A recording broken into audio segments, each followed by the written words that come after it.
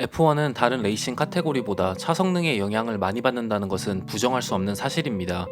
가장 빠른 차를 타는 드라이버가 우승을 하는 것이 당연하고, 그 덕분에 팬들은 상대적으로 더 낮은 성능의 차를 타고 있는 언더도그 드라이버가 그 누구도 예상하지 못한 성적을 낼 때 열광하게 됩니다. 이런 현상 때문에 많은 팬들은 루이스 해밀턴이 윌리엄스를 탔다면, 혹은 하스를 탔다면 어땠을까라는 생각을 하게 되고, 반대로 윌리엄스나 하스의 드라이버가 메르세데스를 탄다면 어떨까라는 생각도 해보게 됩니다. 작년 롤렉스 사키르 그랑프리에서 윌리엄스의 조지 러셀이 해밀턴의 대타로 메르세데스의 W11을 타고 그랑프리에 참가하여 뛰어난 페이스를 보여주었고, 이 질문에 대한 대답을 어느 정도 해주긴 했습니다. 안타깝게도 가까운 미래에 해밀턴이 윌리엄스나 하스를 탈 일은 없을 것 같지만, 하스의 드라이버가 메르세데스를 탔던 일은 존재합니다. 오늘은 이번 시즌 하스의 드라이버 중 한 명인 니키타 마제핀이 메르세데스를 탔던 2019년 5월의 테스트 세션에 대해서 알아보는 영상을 제작했습니다. 재미로만, 그리고 흥미로운 이야기거리로만 시청해주시면 감사하겠습니다.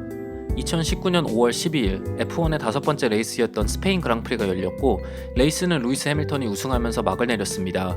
그리고 바로 며칠 뒤 팀들은 시즌 도중 열리는 4번의 테스트 중 두 번째 테스트 세션을 스페인 그랑프리가 열렸던 카탈루냐 서킷에서 갖게 됩니다.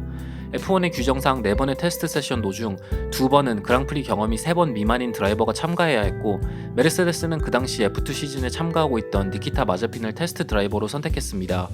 마제핀은 이미 포스 인디아 팀의 테스트 드라이버로 2016, 2017, 2018 테스트에 참가했던 경험이 있었고, 2019년 시즌은 메르세데스에게 돈을 지불하고 메르세데스가 2017년 시즌에 사용했던 W58을 이용한 비공개 테스트 세션에 참가하고 있었습니다. 마제핀은 이날 메르세데스의 W10을 타고 128랩을 달렸고, 개인 최고 랩타임은 1분 15초 757을 기록하면서 두 번째로 빠른 랩타임을 작성한 그 당시 토로로소의 드라이버였던 알렉산더 알본보다 대략 1.3초 정도 더 빠른 랩타임을 기록했습니다. 메르세데스의 스포팅 디렉터인 론 메도우는 오늘도 아주 좋은 테스트 세션을 마무리할 수 있었다. 계획했던 모든 프로그램을 수행했고, 세션 초반에는 에어로 패키지와 파워 유닛 개발에 필요한 데이터를 얻을 수가 있었고, 그 다음에는 퀄리파잉 페이스를 테스트할 수 있었다. 마제핀은 우리가 예상했던 것만큼 훌륭한 결과를 보여줬다라는 말을 했습니다. 한편 마제핀은 오늘은 정말 환상적이었다. 메르세데스의 일원으로 잠시나마 달릴 수 있다는 것은 아주 특별한 기분이었다. 메르세데스 같은 차를 테스트하는 건 모든 어린 드라이버들의 꿈일 것이다. 나도 마찬가지였고 아주 행복했다라는 소감을 남겼습니다. 그렇다면 2019 시즌 동일한 차를 타고 같은 카탈루냐 서킷에서 스페인 그랑프리에 참가한 메르세데스의 루이스 해밀턴과 발테리 보타스와 비교하면 마제핀의 랩타임은 어땠을까요? 일단 마제핀의 개인 최고 랩타임인 1분 15초 757은 보타스가 퀄리파잉에서 폴포지션을 차지했을 때 세운 기록인 1분 15초 406보다 겨우 0.351초 뒤진 기록이고, 해밀턴의 퀄리파잉 세션 최고 기록이었던 1분 16초 040보다는 0.283초 더 빠른 기록입니다. 이 기록만 놓고 보면 마제핀은 스페인 그랑프리 퀄리파잉에서 프론트 로우를 차지했을 정도로 좋은 랩타임을 기록했습니다. 하지만 조금 더 이 랩타임을 알아본 결과 마제핀은 해밀턴과 보타스와는 다른 타이어 컴파운드를 사용하고 있었습니다. 마제핀은 테스트에서 피렐리가 가지고 있는 가장 부드러운 컴파운드인 C5 컴파운드를 사용했습니다.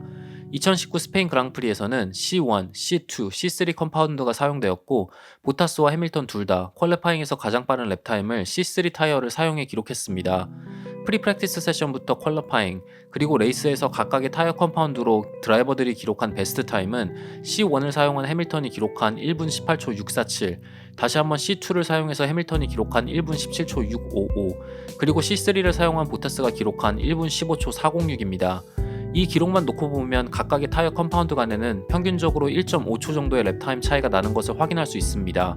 그렇다면 산술적으로 두 단계나 더 소프트한 타이어를 사용한 마제핀은 최소 2초에서 최대 3초까지는 더 빠른 랩타임을 기록해야 하는 것이 아닐까라는 생각이 들었습니다. 하지만 2019 시즌 스페인에서 열린 인시즌 테스트는 이틀간에 걸쳐 열렸고, 마제핀은 두 번째 날 테스트에 메르세데스 소속으로 참가했습니다. 그렇다면 첫째 날은 누가 테스팅을 했을까요?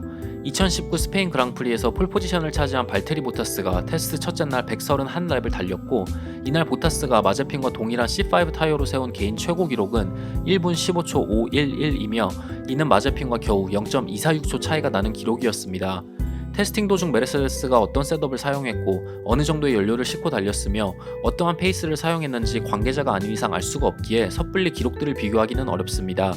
하지만 수치상으로 마제핀은 보타스와 엇비슷한 베스트 랩타임을 기록했다는 것은 부정할 수 없는 사실입니다. 전문가도 아니고 F1의 관계자가 아닌 이상 F1 테스팅의 디테일한 모든 것을 이해하기는 어렵습니다. 하지만 테스트에서 F1 팀들이 드라이버들에게 요구하는 것이 무엇인지 어렴풋이나 알 수 있는 유명한 일화가 존재하기에 이번 영상에서 간단히 소개해볼까 합니다. F1 역사상 가장 재능 있는 드라이버를 꼽으라면 절대 빠지지 않고 언급되는 이름이 있습니다. 2000년 9월 12일 20살의 키미 라이코넨은 이제는 전설로 남은 자신의 첫 F1 테스트에 자우버 소속으로 참가했습니다. 3일에 걸쳐 열린 테스팅 도중 포뮬러 르노에서 겨우 20번의 레이스에 참가한 경험밖에 없던 루키 라이코넨은 단 35바퀴 만에 2000년 이탈리안 그랑프리에서 8등을 차지한 자우버에 페드로 디니즈의 베스트 랩타임을 갱신하는 놀라운 페이스를 보여줬습니다. 자우버의 엔지니어였던 세르지오 릴랜드는 라이코넨은 마치 아일톤 세나와도 같았다. 세나는 스럭스턴에서 열린 자신의 첫 F1 테스트에서 두세 바퀴를 달려본 후 차의 프론트윙을 높여달라는 주문을 했고 몇 바퀴 만에 코스 레코드를 갱신했다. 라이코넨도 두세 바퀴를 달린 뒤 언더스티어가 심하니 프론트윙을 높여달라고 똑같이 주문했고 거의 20km나 더 빠른 속도로 아라비아타 코너를 통과하기 시작했다라고 회상했습니다. 하지만 또 다른 엔지니어였던 윌리 람프는 라이코넨의 차에 대한 이해도와 시뮬레이션을 정확히 현실로 구현할 수 있는 능력에 매료되었다고 밝혔습니다. 보통 프랙티스 세션과 레이스에는 50km의 연료를 싣고 달린다. 퀄러파잉 때는 대략 12km의 연료로 세션을 시작한다. 50km의 연료를 싣고 키미가 기록한 랩타임은 나쁘지 않았다. F1에 대한 경험이 거의 없는 드라이버 치고는 말이다. 그리고 나서 우리는 12km의 연료를 싣고 그를 다시 내보냈다. 시뮬레이션 결과상 12km를 싣고 달릴 때는 50km를 실었을 때보다 대략 1.2초 정도 더 빨라야 한다. 키미에게 이 정보를 전달하지 않았음에도 불구하고 그는 정확하게 1.2초 더 빠른 랩타임을 기록했다라고 말했습니다. 단순히 빠른 랩타임을 기록하는 것도 테스팅에서 중요하겠지만 정확히 팀의 요구사항, 시뮬레이션 결과에 근접한 프로그램 실행 능력, 차에 대한 정확한 피드백이 중요하다는 것을 라이코넨의 일화를 통해서 유추해볼 수가 있었습니다. 다시 한번 강조하지만 F1의 관계자가 아닌 이상 마제핀의 테스트 결과가 의미하는 것을 정확하게 알 수는 없습니다. 이 영상을 통해 특정 팀이나 드라이버들을 깎아내리려고 하는 것도 아니고 단순히 흥미로운 주제에 대해서 조금 더 알아보기 위해 영상을 제작했습니다.